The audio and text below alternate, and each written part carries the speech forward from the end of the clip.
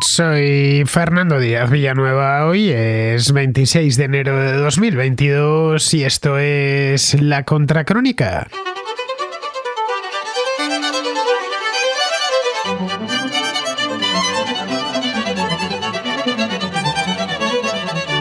La crisis ucraniana no hace más que empeorar conforme pasan los días. No solo hay avance alguno en las negociaciones, sino que tanto desde Rusia como desde la OTAN afilan los dientes para un enfrentamiento que muchos creen seguro y que otros tan solo una posibilidad. Lo que no es opinable es que a estas alturas Europa se ha colocado de nuevo en el centro de la agenda informativa mundial y ha sido algo que se ha desarrollado en cuestión de unos pocos días, a pesar de que el asunto viene ya desde tranquilamente el mes de octubre o noviembre. El Pentágono puso este domingo en alerta a 8.500 soldados para un posible despliegue en Europa del Este ante el incremento de la tensión en Ucrania. El secretario de Defensa estadounidense, que se llama Lloyd Austin, ha dado órdenes para que las tropas estén listas para un despliegue inmediato con la idea de fortalecer la fuerza de respuesta de la OTAN y de estar preparados ante cualquier otra contingencia, y estos son palabras textuales de Austin. Al mismo tiempo que la Secretaría de Defensa de Estados Unidos confirmaba esto en una rueda de prensa, el diario The New York Times informaba que Biden está estudiando reforzar el contingente europeo con otros 5.000 efectivos destinados a los miembros de la OTAN del este de Europa. Junto a esto, Joe Biden mantuvo este lunes por la tarde una videoconferencia desde la sala de situación de la Casa Blanca, la célebre Situation Room que tanto aparece en las películas, con los presidentes de Francia y Polonia, los primeros ministros de Alemania e Italia y el secretario general de la OTAN y la comisaria europea, la presidenta de la Comisión Europea, Ursula von der Leyen. Hasta el momento, Biden ha anunciado solo sanciones de tipo económico, en el caso de que Vladimir Putin se decida finalmente a invadir Ucrania, como ya hizo en el año 2014 para ocupar y anexionar la península de Crimea. Nadie sabe si al final lo hará, exponiéndose a las consecuencias que ello traiga aparejado, que serán, pues, de modo alguno serán amables para él y para su país, o simplemente que está jugando con Occidente, utilizando a las potencias occidentales, especialmente a las europeas, para apuntalar su propia figura dentro de Rusia, un país que atraviesa una profunda crisis económica desde hace ya unos cuantos años y en el que, a falta de bienestar material, al menos les queda el orgullo nacional de sentirse una superpotencia capaz de poner al mundo en jaque, con solo movilizar tropas junto a la frontera de un vecino débil como Ucrania. Si al final la presente crisis se diluye y con acuerdo sin él se afloja la tensión, Putin también habrá sacado partido de ella. Quizá es eso mismo lo que busca.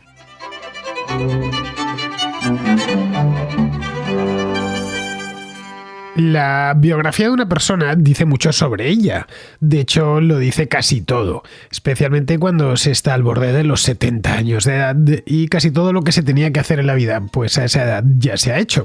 La biografía de Vladimir Putin es una biografía pública y bien conocida por todos desde que se convirtió en primer ministro de Rusia. Esto sucedió hace ya más de 20 años, en agosto de 1999.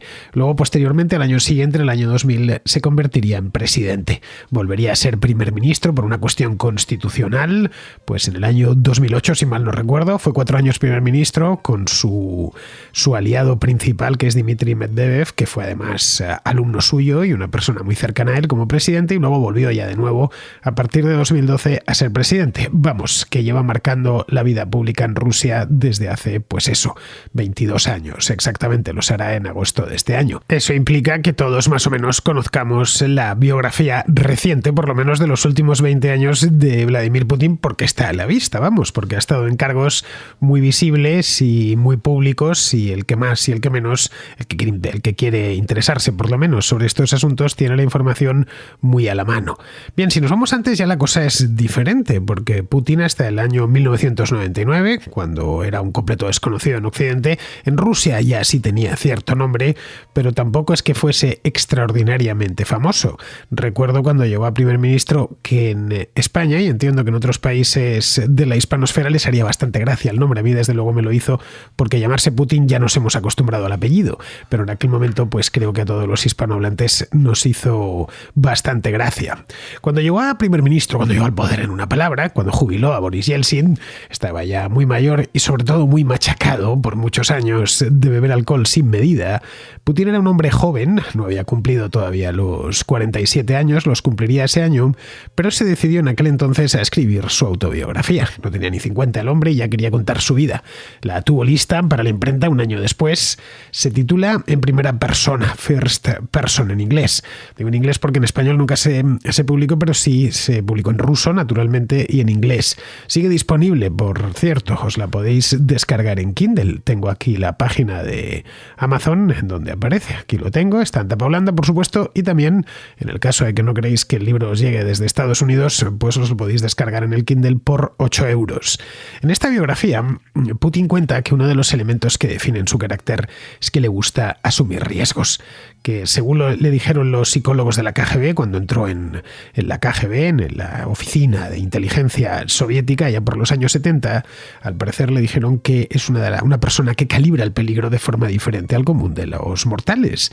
En el año 1989, cuando se encontraba trabajando para la KGB, o estaba operativo allí, en Dresde exactamente, en Alemania del Este, vio como una multitud se dirigía hacia el edificio en el que estaban los agentes soviéticos.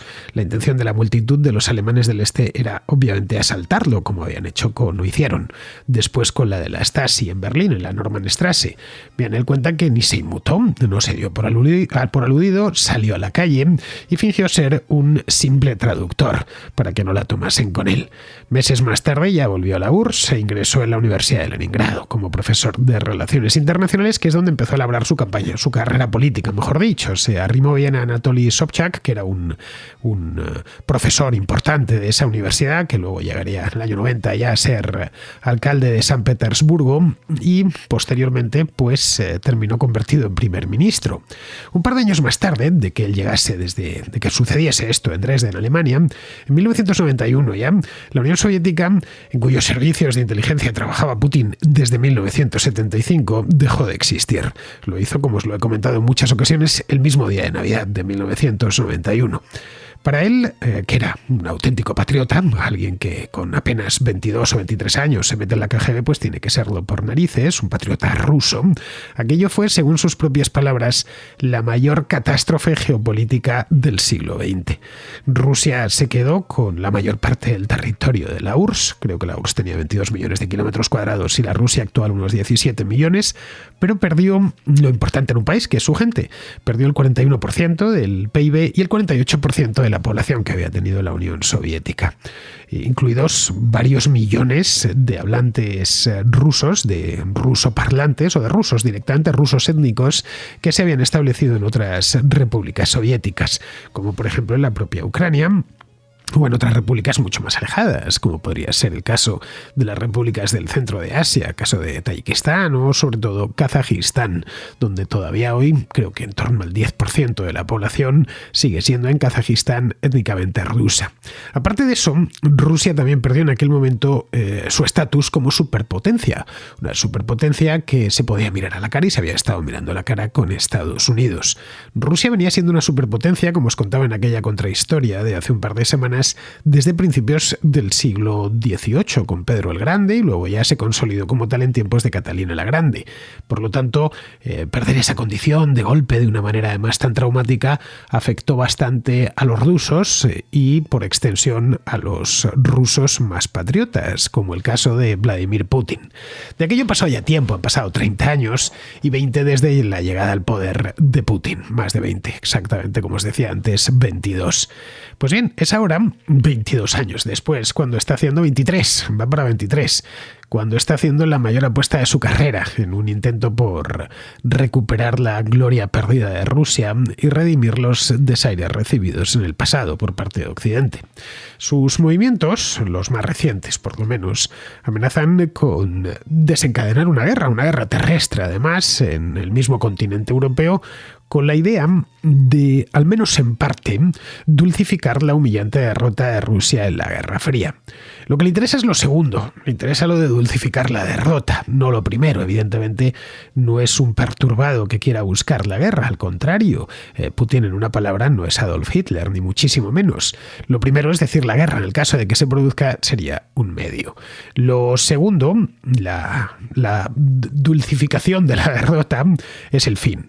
El medio, no lo olvidemos, puede modularse en función de las circunstancias, es decir, no tiene que ir directamente a la guerra si lo que busca, y está claro que es lo que busca, es dulcificar esa derrota. El hecho es que, independientemente de lo que al final decida hacer, que no lo sabemos y no lo sabe nadie, por mucho experto que aparezca en televisión, Putin está logrando mantener, vamos a ponerlo en presente continuo, está logrando mantener ocupados a los diplomáticos occidentales y a todos los líderes de Occidente, pues la última semana desde luego. Pero es que a los diplomáticos los tiene con mucho jaleo desde hace tranquilamente 2 meses. Todo comenzó, y lo pudimos ver aquí en la Contracrónica en su momento, cuando a finales del año pasado empezó a movilizar tropas desde el interior de Rusia hasta la frontera con Ucrania. Y eso hizo que saltasen las alarmas en Washington, en Bruselas, en general, en todo Occidente. No era la primera vez que lo hacía, todo hay que decirlo. Rusia ha trasladado tropas a esa zona en otras ocasiones y desde el Kremlin insisten en que les asiste el derecho a hacerlo, porque están en su territorio, ese es su país, lo cual es cierto. Es decir, no puedes impedir, qué sé yo, que Austria mueva sus tropas por los Alpes o que España acerque una unidad del ejército a los Pirineos o que Francia, ponga cuarteles junto al río Rin. Evidentemente es su territorio y está en su perfecto derecho de hacerlo. Pero también es cierto que Rusia ha invadido Ucrania en 2 ocasiones a lo largo de la última década. Y esto es indiscutible. Hace poco, además, menos de 10 años. Una en Crimea y la otra en la región del Donbass, donde ha permanecido allí los operativos rusos pues desde entonces, desde el año 2014, y de eso han pasado ya la friolera de 8 años. No sorprende, en definitiva, que Estados Unidos y sus aliados europeos se hayan alarmado de esta manera ante los últimos movimientos de Rusia, advirtiendo de paso a Putin que una invasión de Ucrania le costaría muy cara. Lloverían las sanciones y quizá alguna cosa más. Esa cosa más, ni la OTAN, ni Biden, ni nadie ha querido especificarla. Pero bueno, en esa estamos ahora. En uno de los lados, Rusia acumula fuerzas terrestres, se calcula que entre 100 y 120.000 efectivos, mientras en el otro se prepara la batería de sanciones sin descuidar el envío de armamento, de asesores y de una flota de guerra al Mar Negro. Todo esto, evidentemente, por si acaso, y porque siempre las sanciones, cuando vienen acompañadas de fusiles, pues digamos que entran mejor o disuaden mejor. Pero, y esta es una pregunta que deberíamos hacernos, creo que es una pregunta capital, ¿qué pasaría si este espectáculo general, diplomático, político, al que estamos asistiendo desde hace unos días, fuera exactamente lo que Putin buscaba? ¿Qué pasaría si Occidente le estuviera haciendo el juego tratando de disuadirlo de la manera en que está haciéndolo?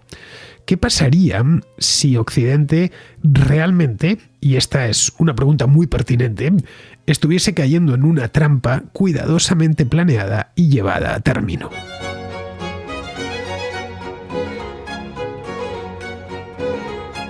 Si vamos a los hechos crudos, desnudos de todo adorno, una de las principales cosas que advertimos, la primera, de hecho, si nos abstraemos de los 100.000 soldados, si nos abstraemos de las declaraciones altisonantes y de los ultimátums que el Kremlin está lanzando a Occidente, lo que vemos es que la realidad es cruel para el régimen de Vladimir Putin.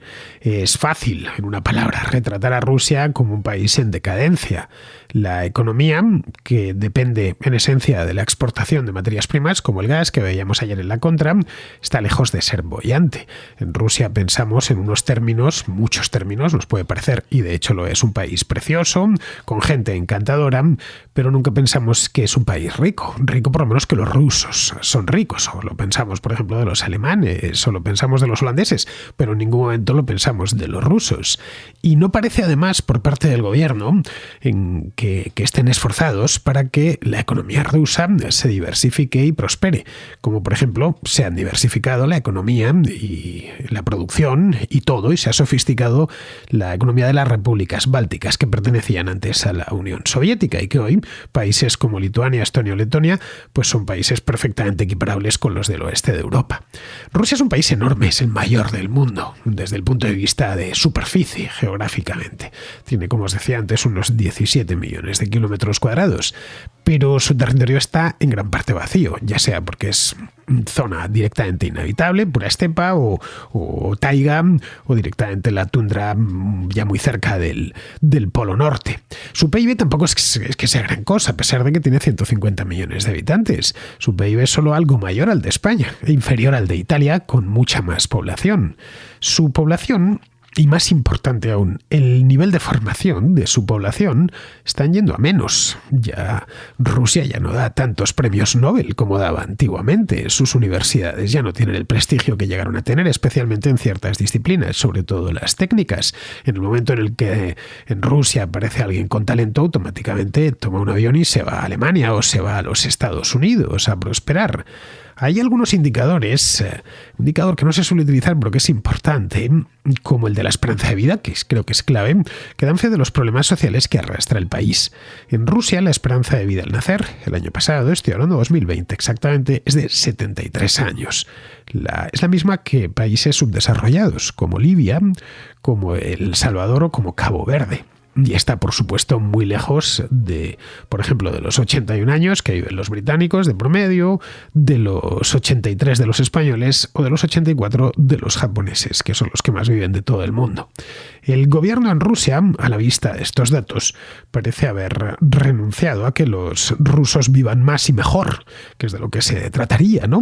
Mientras se concentra en perpetuar el régimen personalista de Vladimir Putin y todos los intereses que le rodean.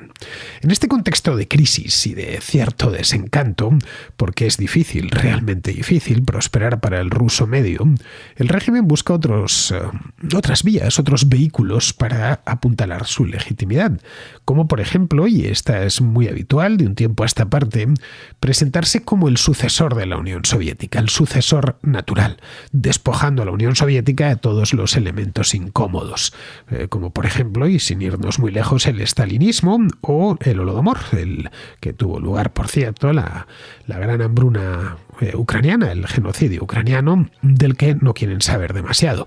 Quieren presentar una Unión Soviética idealizada, llena de virtudes.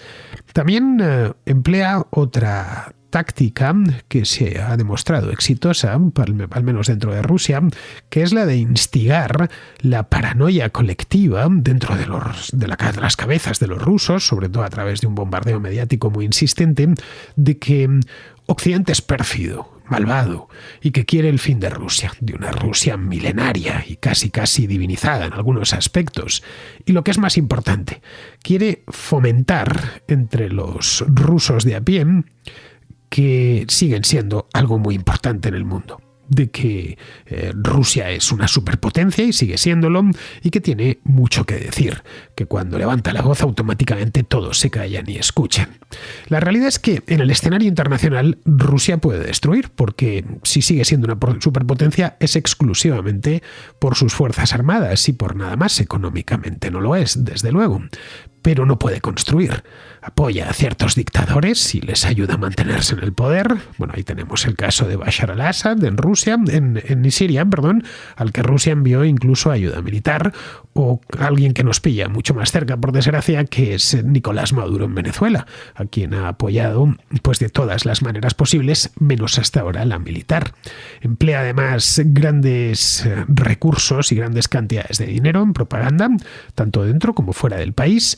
Fuera trata además, y esto es algo que se ve desde hace unos años, que se aprecia de una manera muy perceptible, y es un intento denodado, además que a veces lo consigue, de interferir en Occidente para debilitarlo, aprovechando sus fisuras. La larga mano del Kremlin se ha dejado sentir varias veces en Occidente en los últimos 5 o 6 años, se dejó sentir en el referéndum del Brexit de 2016, también en las elecciones estadounidenses de aquel mismo año, y por supuesto por acercarnos más a España, se dejó sentir de manera muy clara durante la crisis de Cataluña en el año 2017. Bien, más allá de eso, su presunto estatus de superpotencia se sostiene sobre el hecho de que Estados Unidos sigue tomando a Rusia en serio, en tanto que cuenta con el segundo arsenal nuclear del mundo. No le demos muchas más vueltas. Sobre eso y sobre los suministros de gas natural a Europa Occidental, especialmente Alemania, algo que vimos con más detalle en la contra de ayer, es donde reside su poder. Son los dos pilares de su poder. Putin lo sabe y emplea ambos recursos con maestría. Las últimas semanas, de hecho, han sido muy beneficiosas para sus intereses. Primero tomó la iniciativa y se apoderó de los titulares de todo el mundo. No hay lugar ahora mismo en el planeta en el que no se esté hablando de la crisis en Ucrania. Podéis hacer la prueba, abrir el navegador y buscar periódicos de lugares extraños, qué sé yo. Buscad periódicos birmanos o periódicos de cualquier rincón del planeta y veréis una foto. Aunque no entendáis el alfabeto, veréis una foto que tiene que ver con la OTAN, que tiene que ver con Putin, que tiene que ver con esta crisis. Y eso cuesta bastante. Le ha recordado al mundo y a sus propios súbditos lo que puede llegar a hacer si se decide a ello. Puede invadir Ucrania si lo desea. Puede cortar el gas a los alemanes, si quiere. No tiene más que cerrar la llave. Prueba de ello es lo temeroso que se ha mostrado Occidente a que Putin lo haga. A que Putin invada Ucrania o a que Putin invada el gas. Están los políticos alemanes, especialmente Scholz, que acaba de llegar a la Cancillería, y perdonad por la expresión, pero es que los tiene de corbata ahora mismo. Para un régimen que depende tanto de la fuerza, y es evidente que toda su actitud en el plano internacional siempre es mediante la fuerza, ver a los que tiene por adversarios y a los que pinta como adversarios malignos, verlos tan nerviosos y atemorizados, es ya de por sí una victoria significativa. Al llevar sus tropas junto a la frontera de Ucrania, Putin ha provocado un pánico que hoy recorre toda Europa y Estados Unidos. De llevar a cabo la invasión probablemente le caerían unas cuantas sanciones y se convertiría en un paria internacional. Eso en el mejor de los casos. Antes de eso, los miembros de la OTAN discutirían, porque ya lo están haciendo de manera acalorada, si merece la pena o no luchar, sobre el terreno. Si hay que ir personalmente, si hay que ayudar a los ucranianos, de qué manera se va a ayudar a los ucranianos, si las sanciones se van a hacer más duras todavía. Bien. Eso dividiría y está dividiendo a la Alianza Atlántica. La conclusión principal que saca Putin de todo esto es esa misma, que Occidente está fracturado. Las divisiones están a la vista entre los miembros de la Unión Europea, la mayoría de los cuales también son miembros de la OTAN. A veces incluso aparecen divisiones dentro de los propios gobiernos, como está sucedido en Alemania. Rusia, de hecho, a menudo mete aviones militares en el espacio de sus adversarios, especialmente en las repúblicas bálticas, solo por probar. Así empuja las defensas aéreas de la OTAN y observa cómo reaccionan. Eso le proporciona información muy útil en caso de que un día quiera atacar de verdad. Con esto muestra a Ucrania que sus presuntos amigos occidentales son débiles y sobre todo que son indecisos. Se reúnen, se muestran todos muy preocupados, muy deeply concerned, discuten las sanciones, vuelven a discutirlas, nombran un comité, hacen 300 videoconferencias entre ellos, tal vez incluso llegan a imponer esas sanciones, como hicieron tras la invasión de Crimea. Pero nada más, ahí se queda todo. Les viene a decir que no van a defender a los ucranianos, y se lo está diciendo a los propios ucranianos, ni van a impedir que los rusos entren. Es un recordatorio simple de entender. Le está diciendo a Ucrania que está sola, y que eso le pasa por haber salido de la órbita rusa. Le está diciendo también que Moscú sí que ayuda a sus amigos. Lukashenko duerme tranquilo en su palacio de Minsk y nada tiene que temer. Y Tokayev, el presidente en apuros de Kazajistán, lo vimos el mes pasado aquí en la contra. Le solucionaron los rusos los problemas que tenían en un par de días, de esto hace apenas un mes. Bien, todo esto viene a demostrar que Estados Unidos sigue siendo el garante principal en la seguridad en Europa. Nos guste o no nos guste, esa es la cruda realidad. Eso también es una buena noticia para Putin. Tus enemigos te definen mejor que tus amigos, no lo olvidemos. A Putin le encanta que le perciban como la contraparte necesaria del presidente de Estados Unidos. Entre medias, la Unión Europea nada pinta porque a efectos políticos nadie la tiene en cuenta y eso le gusta hacerlo ver. Es por ello que es a Estados Unidos al que se dirige ninguneando a sus aliados, unos pobres diablos que nada tienen que decir en este asunto. La cuestión es que Putin ha conseguido poner sobre la mesa su propio relato. Occidente actúa de manera agresiva contra Rusia y le obliga a actuar en defensa propia. Para resolver eso, la OTAN tiene que comprometerse por escrito a no seguir ampliándose. La cosa es bien clara. Y todo lo ha logrado con un simple movimiento de tropas. Pase lo que pase en las próximas semanas, que no lo sabemos, Putin ya ha logrado avances importantes, gracias a la forma en que Europa y Estados Unidos han reaccionado a su amenaza. Luego habría que preguntarse si Europa podría haberlo evitado. Una pregunta adecuada. Yo creo que sin duda podrían haberlo evitado. O por lo menos haberlo hecho más difícil, de varias maneras. La primera es que Occidente debió bajar el tono desde el principio. Se sabía de antemano que la discusión sobre posibles sanciones iba a ser complicada, porque unos quieren ir más lejos y otros no tanto.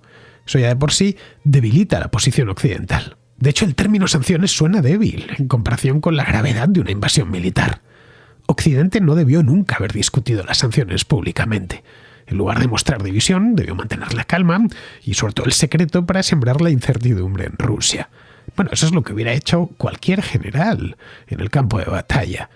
Bueno, cualquier capitán. Primera norma, no dar pistas al enemigo sobre tus movimientos y si das pistas que sean engañosas. En segundo lugar, en lugar de hablar de sanciones, Occidente debería hablar de derecho internacional, como la integridad territorial y el derecho de los países a tomar sus propias decisiones. Al hablar de sanciones, uno solo refuerza la idea de que se trata de algo así como una partida de ping-pong entre dos archienemigos, y es ahí donde Putin quiere estar. Si se sitúa a Rusia fuera de los límites del derecho internacional, se le obliga a que dé explicaciones. Y en tercer lugar, Occidente debería reflexionar sobre lo que Putin espera sacar de sus apuestas y emplear sus expectativas en su contra. No se puede recompensar el mal comportamiento como lo están haciendo ahora. Por ejemplo, dado que Putin quiere ser visto como la contraparte de Biden, que no le den ese gusto. Si quiere habrá Biden, que se porte bien. Que no les den algo que puedan vender en su conglomerado de medios. Putin ese lenguaje lo va a entender. Esto evidentemente debe hacerse con la máxima discreción para que Putin no pierda la cara y redoble la apuesta. En fin, el daño ya está hecho, pero no haría mal en plantearse cómo afinar su respuesta, ahora que todavía hay tiempo antes de un desenlace fatal. Occidente necesita una sola voz y sobre todo discreción. Hoy por hoy no tiene ninguna de las dos cosas.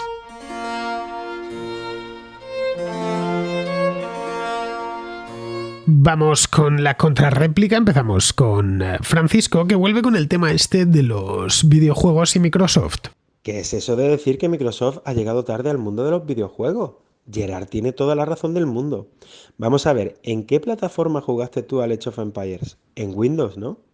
Un sistema operativo de Microsoft, que no es el que hizo famoso y popular a Microsoft, por cierto, que fue MS2, donde ya corrían juegos legendarios, desde el Command and Conquer o el Dune, o corría, por ejemplo, el Secret of Monkey Island. ¿Te acuerdas de esos juegos? Iban en Microsoft. Microsoft es la mayor plataforma de videojuegos de toda la historia de la humanidad. Es decir, incluso los jugadores profesionales a día de hoy juegan en Windows porque es la mejor plataforma que existe. Y el catálogo que tiene Microsoft de juegos no lo tiene ninguna consola, ni siquiera Xbox tiene el mismo catálogo. Si tú te compras un PC y le instalas Steam, tienes el mayor catálogo de videojuegos de la historia. Es que es incontestable que Microsoft no es que no haya llegado tarde, es que es pionero en los videojuegos. La gente compra sus sistemas operativos porque es tan bien como comprarse una consola, Fernando. Entonces, eso de que llegó tarde, no, y muy discutible decir que llegó tarde al mundo de las videoconsolas. Tienes que tener en cuenta que cuando creó la Xbox es precisamente porque tenían un catálogo muy grande y metieron un PC dentro de una caja de una consola. Además, el éxito de la Xbox 360 fue abismal. Luego, con su modelo de suscripción Game Pass, además, están innovando muchísimo, porque ahora te permite, cuando se dice que quieren el juego ser el Netflix, hablan del juego en la nube. ¿Y qué es esto? Lo digo para los otros contraescuchas. El juego en la nube es que tu consola, no importa de la generación que sea, podrá correr cualquier juego de última generación. Podrás jugar a juegos de altísimo rendimiento en tu teléfono móvil, en ordenadores antiguos, independientemente de que uses Mac incluso. Podrás jugar en la nube. ¿Eso qué significa? Que la consola, ellos ponen la consola allí y te mandan el vídeo del videojuego, como si fuera un vídeo, a tu dispositivo y puedes jugar en cualquier sitio. Y todo eso simplemente por 10 euros al mes. Bueno, no sé, ni siquiera tienes que comprarte una consola, puedes jugar en cualquier sitio. Yo creo que, bueno, ya esto ya lo tiene Google Stadia, lo tiene Nvidia, pero el mayor catálogo de juegos lo sigue teniendo Xbox. Así que no, Fernando. Gerard tiene toda la razón del mundo y Microsoft no ha llegado en absoluto tarde al mundo de los videojuegos. El problema, Francisco, es que sois muy jóvenes y claro, no tenéis memoria. Mira, Microsoft nació en el año 1975, que tú todavía no habías nacido, y desarrolló el MS2, que era un sistema operativo que hoy nos parece muy primitivo, pero que en su momento pues era un gran sistema operativo, claro, hace 40 años. Luego, posteriormente, y a mediados de los 80, anunciaron el Windows, que en origen era una cosa muy sencilla. Yo recuerdo los primeros Windows porque era un niño y tenía un ordenador en casa que corría una de las primeras versiones de Windows. Cuando lanzaron el Windows, la compañía ya tenía 10 años de historia y no se había interesado en ningún momento por los videojuegos.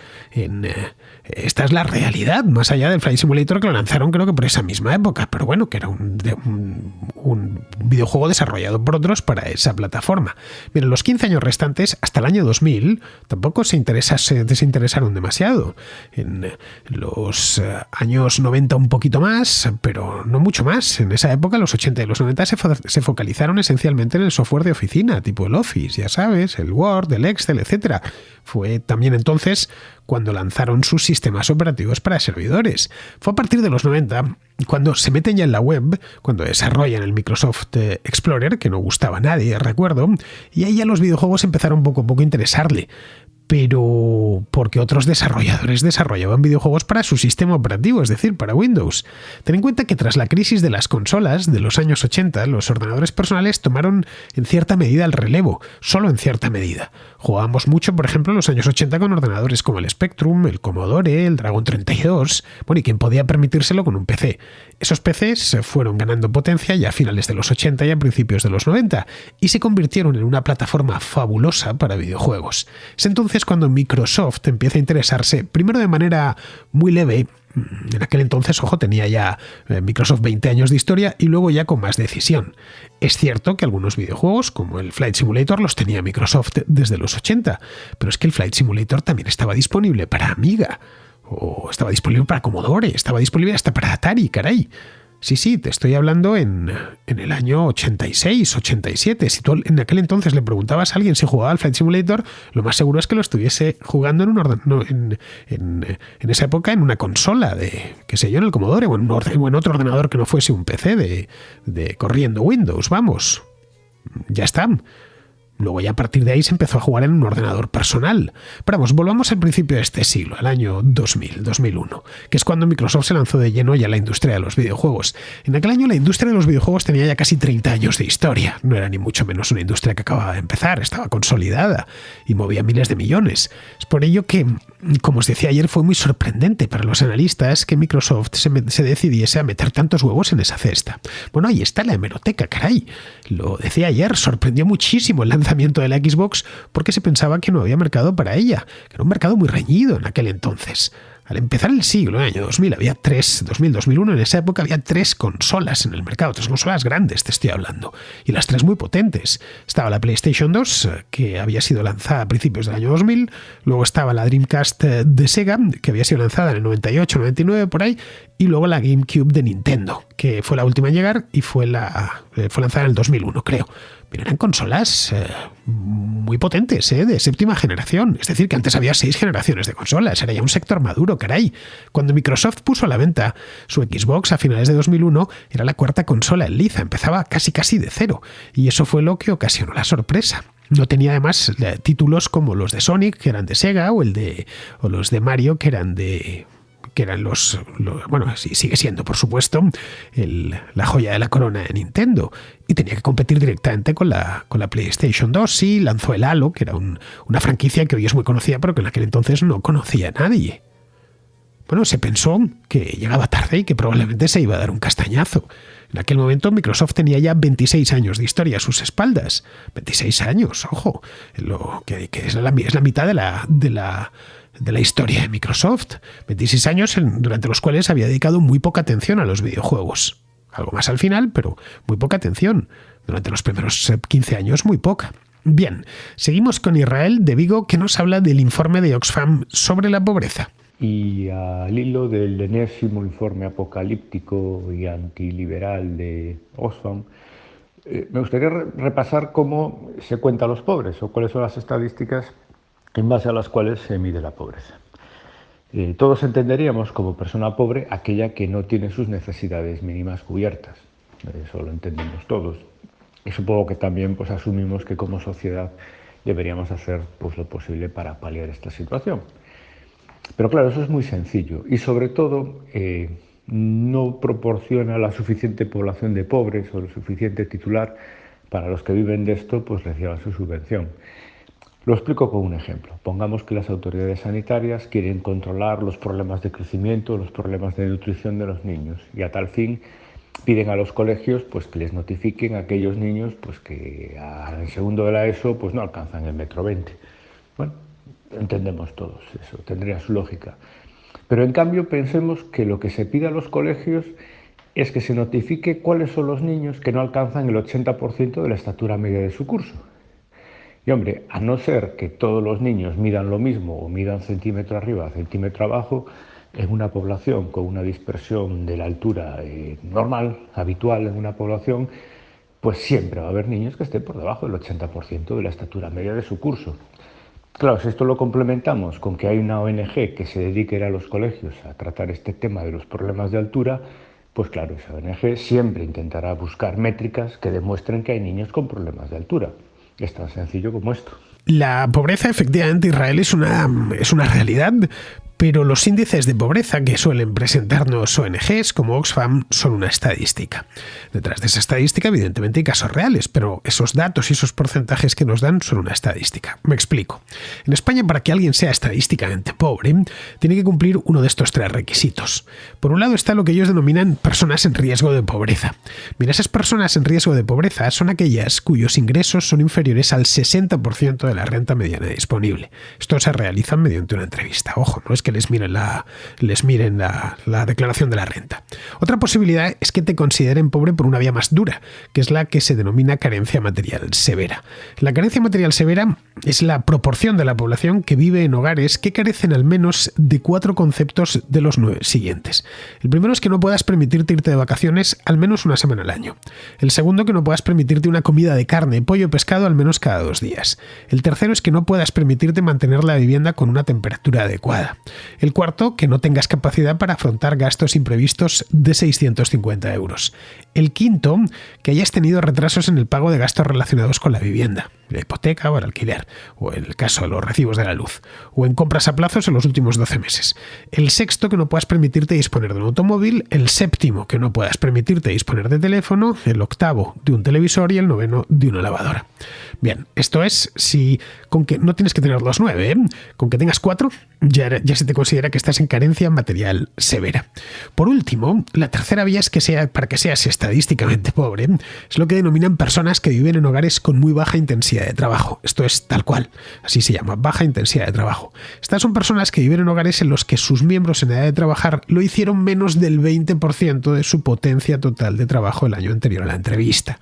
Es decir, que si vives, por ejemplo, de dividendos de acciones o de la herencia de la abuela y no trabajas ningún mes del año, entras dentro de esta categoría. Si te lo preguntan, ¿cuánto trabajaron los miembros del hogar? Nada, estuvimos aquí metidos en casa viendo Netflix todo el año. Caray, ustedes son pobres de pedir y a lo mejor la abuela te dejó 15 millones de euros. Pero bueno, evidentemente esto lo he retorcido el argumento, pero para que te hagas una idea. Vamos, si en el caso de que sea eso, eres una persona que vive en hogar tal cual, además se aplica la definición estadística. Aunque tengas, lingotes de oro metidos en un cajón, vives en un hogar con muy baja intensidad de trabajo. Bueno, si no trabajas nada, con ninguna. Normalmente asociaciones como Oxfam suelen tirar de la primera acepción de la pobreza, que es la que le pone más pobres encima de la mesa, claro. Es decir, la de las personas en riesgo de pobreza. que son siempre esas cuyos ingresos por unidad de consumo son inferiores al 60% de la renta mediana. Y así tienen siempre pues una cantidad de pobres muy interesante, con la que pedir pues que se suban los impuestos y que se le quite a los ricos lo que tienen, bueno, lo que ellos entienden por ricos. Esto es así todos los años, pero hay que entender estadísticamente en qué se basan. Bien, pues vamos a terminar, vamos con Pizarro, que nos habla pues de los problemas que tiene Alemania y Europa en general con el gas por depender tanto de Rusia. La energía es una herramienta básica para prosperar, y como a toda herramienta se le puede buscar una utilidad bélica. Si por razones políticas se renuncia a la energía o se la deja en manos de los enemigos, las consecuencias son perfectamente previsibles. Se complica tu prosperidad y tu seguridad. Estas consecuencias son tan alarmantes que no hay ideología que pueda apuntalar una política tan descabellada como la ejecutada pertinazmente por la Unión Europea, por lo que la salvación del mundo tendrá que esperar a que sus salvadores tengan de nuevo tiempo para ocuparse de otra cosa que no sea su sustento y seguridad. Ya veremos si para entonces siguen con las ganas. Un cordial saludo de Pizarro. Y hasta aquí, queridos amigos, llega la contra de hoy, día 26, mañana 27, otra contracrónica. Hasta mañana, amigos.